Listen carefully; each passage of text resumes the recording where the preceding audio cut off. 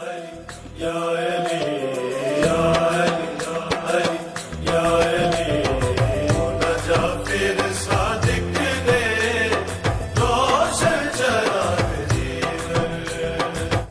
اللہ خیر یا علی لجپال ذوالجلال صاحب ذوالفقار مدد یا علی لجپال آپ کے چاہنے والوں کی خیر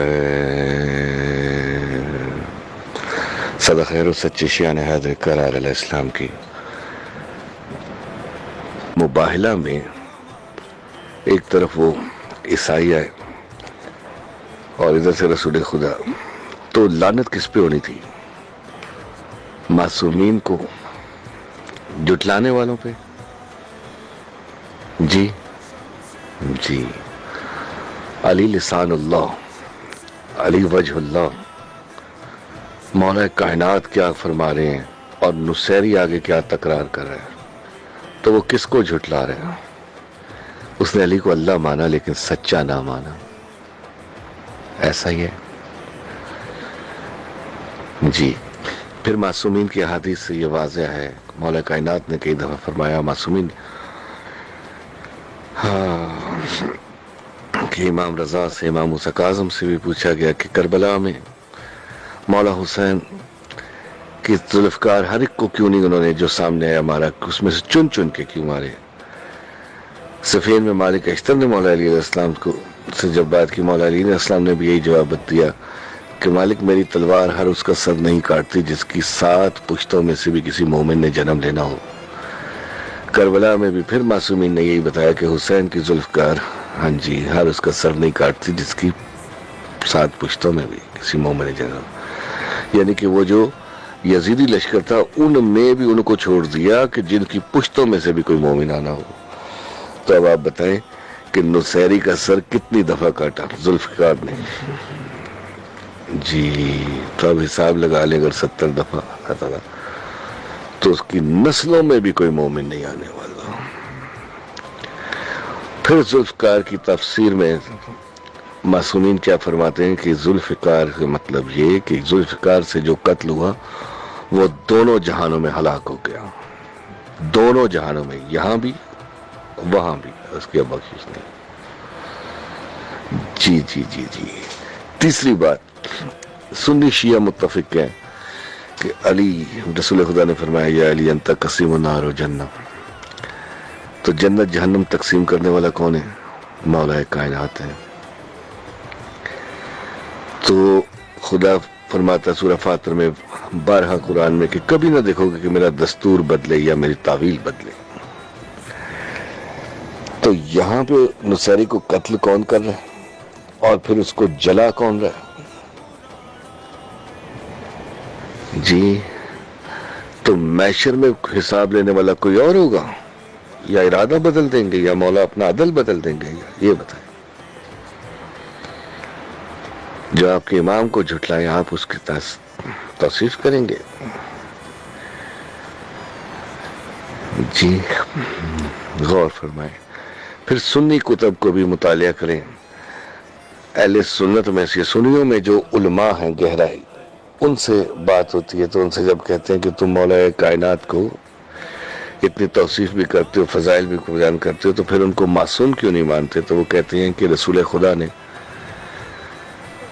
بارہا فرمایا مختلف مقامات پر کہ دیکھو ایک جگہ وہ لشکر گیا مسلمانوں کا، انہوں نے وہاں پہ رسول خدا تشریف لائے تو وہ جھاڑیاں کٹھی کی، مختلف جگہ پہ آگ لگائی، تو رسول خدا نے فرمایا کہ یہ کیا کر رہے ہو؟ تو انہوں نے کہا کہ یہاں چونٹیاں بہت زیادہ ہیں اور ہم نے خیمے لگانے۔ تو رسالت نے فرمایا تو تم نے آگ لگانے کا؟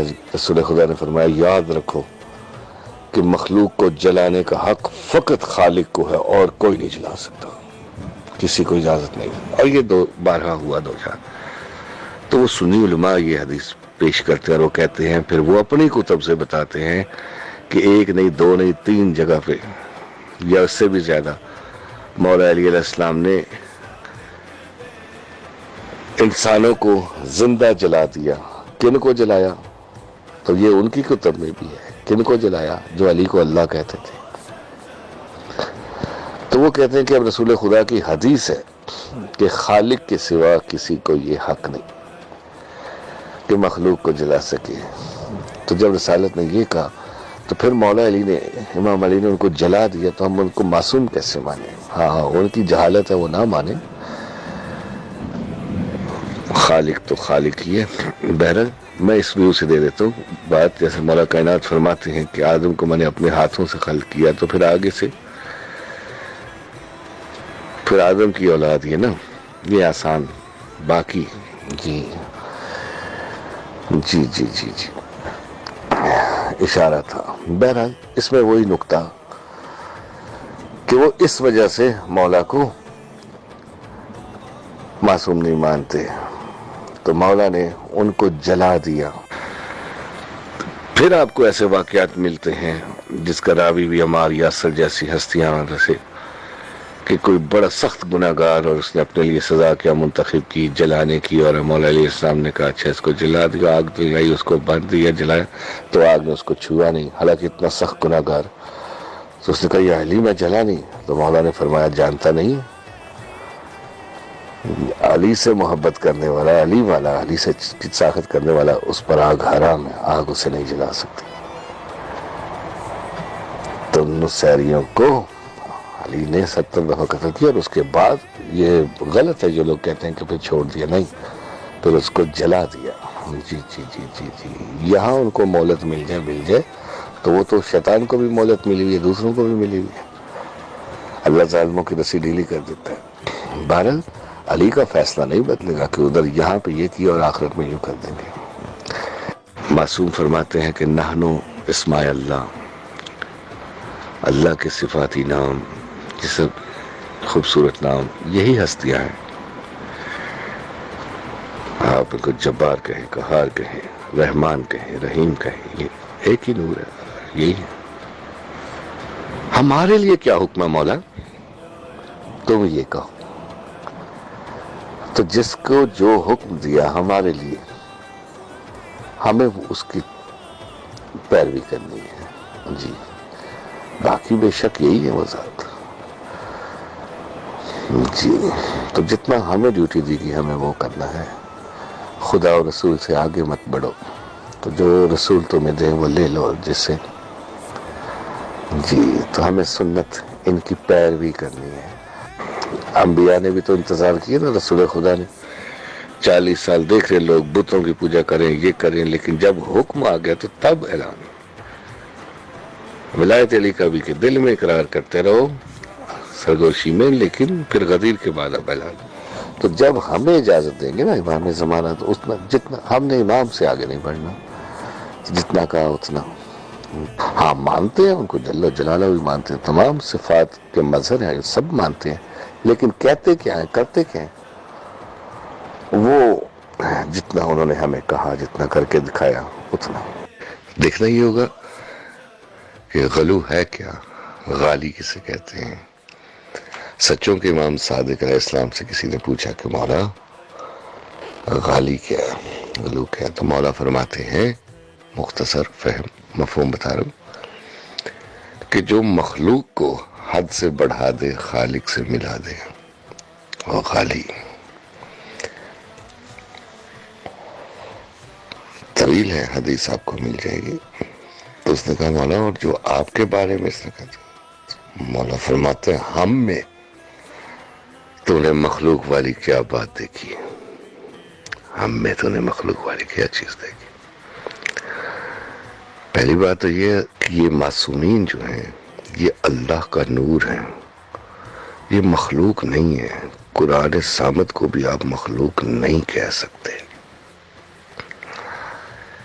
جی۔ کئی دفعہ بات ہوئی، یہ حدیث بخاری جس نے جمع کی امام بخاری، اس نے بخارا میں کہہ دیا قرآن مخلوق، تو اس پہ پھر سزائے موت تھی اس پہ، تو وہاں سے بھاگ کے فرار ہو کے یہاں بغداد آیا جی جی۔ تو قرآن صامت اور یہ ناطق یہ مخلوق نہیں ہے۔ آپ تو مانتے ہیں کہ اللہ کا نور ہے، تو جو اللہ کا نور ہے وہ خلق ہوا جی، وہ ہمیشہ سے ہے، ہمیشہ رہے گا، اپنی مکمل صفات، اپنے مکمل ہاں جی۔ یہ اس سے پہلے اس نور کی کمی تھی اللہ میں، وہ مکان یہ مکی، اب یہ مکان وہ مکی، آپ تو صاحب معرفت ہیں جانتے۔ تو معصومین کو پھر آپ کیا ہیں؟ تو بارہا آپ کو حدیث ملیں گے کہ ہم اللہ اور مخلوق کے درمیان رابطہ ہے. اللہ اور مخلوق کے درمیان رابطہ ہے. یہ ایسے یہ رابطہ جیسے سورج اور اس کی شعاعیں، تو شعاعیں ہم تک پہنچتی ہیں، سورج نہیں آتا. اور وہ شعاعیں سورج سے بھی بلا فاصل ہوتی ہیں. اللہ کا نور ہے. انہیں مخلوق والی کون سی بات ہے؟ جہاں تمام بلندیاں جس کے آگے جھک جائیں، پست ہو جائیں، اسے علی کہتے ہیں. کلنا علی. جی معصوم فرماتے ہیں ہمارا بھی ایک رب رکھو، مانو، اس کے بعد تم ہمارے بارے میں جو چاہے کہہ دو، پھر بھی تم ہماری حقیقت تک نہیں پہنچ سکتے. معصومین کی شان کو گھٹانے والا مقصر ہوتا ہے، قصر کرتا ہے. جی اور بندوں کو، مخلوق کو حد سے بڑھانا، اللہ سے ملانا، وہ غالی ہے، وہ غلو کرتا ہے. جیسے قرآن میں عیسیٰ کے بارے میں اللہ کا بیٹا کہہ دیا تو پوچھا جائے گا کہ انہوں نے غلو کیا، عیسیٰ کو اللہ اس کا بیٹا کہا، تو وہ غلو ہے. کیوں؟ عیسیٰ مخلوق ہے. جی جی جی جی جی جی میں جو بات کر رہا ہوں یہ ہر ایک کے لیے نہیں ہے. جو جاننا چاہے، سمجھنا چاہے کہ کہتے ہیں حد سے بڑھا دینا. خیر یہ تو مخلوق ہے ہی نہیں. حد وہ چھپا ہوا خزانہ تھا. چھپا ہوا کس میں چھپا تھا؟ مولا سے پوچھا گیا، معصوم سے. آپ نے کہا اس حجاب کا نام سیدہ یا مولا علی بھی حجاب اللہ. تو جو حجاب جس میں لامحدود چھپ جائے، اس حجاب کی حد نا. یہ آپ کا سوال یہ تھا کہ پھر نصیری نے غلو کیا. نہیں، نصیری نے غلو نہیں کیا.